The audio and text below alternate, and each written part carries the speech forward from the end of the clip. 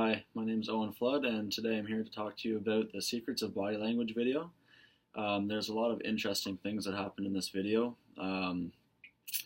Lots of comparisons between politicians and famous people and how they act within being in the spotlight. So when people are watching them, when people aren't watching them, and different things they do to try and show dominance or protect themselves. It was very interesting to see how politicians are very structured and are taught how to not give themselves away in public, compared to where famous people just kind of almost seem to have this ability to just protect themselves and make sure that they always have a pretty positive image when they're out there. So it was interesting to see how they showed like Hillary Clinton and people like her who go up on stage for debates and have to really be careful on how they do things, how they speak, and really target the audience, where famous people kind of just already have that mentality to them. They're able to grab people's attention, draw them in, or not draw them in whenever they feel like. So that was a really kind of cool difference that I noticed. Another thing is the handshakes. I think that that's really relevant to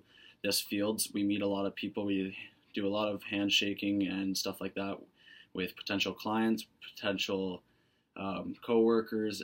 So that's pretty cool to see that how you shake someone's hand and in what way shows more dominance, what is a good way to do it. And they were really showing us when Putin was shaking people's hands when they were arriving to his destination, wherever that was, that he was always trying to show power and he was set up in a certain way. And then a lot of other politicians and leaders would do different things to try and make it more equal or even show dominance over him. So they would grab his arm or move closer to him in different ways to show that they were equal or that one was maybe better than the other. So that was kind of interesting.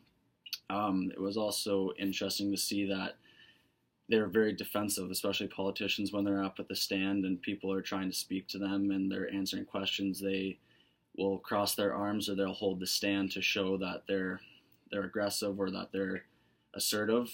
They also sometimes, if they get put back on their heels, they'll do things to protect themselves by kind of leaning forwards, or even some of them were leaning backwards with crossed arms, so that showed that they were nervous. They maybe lied or they didn't want people to know the truth or about what they just said. So that was an interesting thing to know.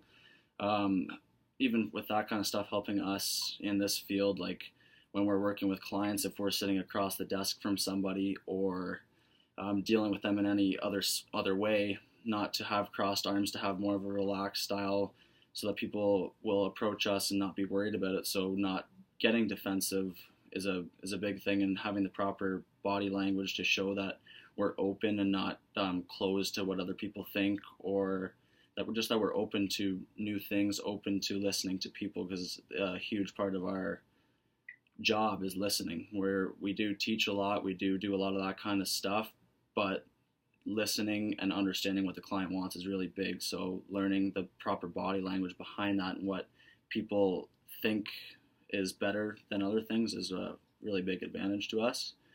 So that's all I have for you today. Thank you.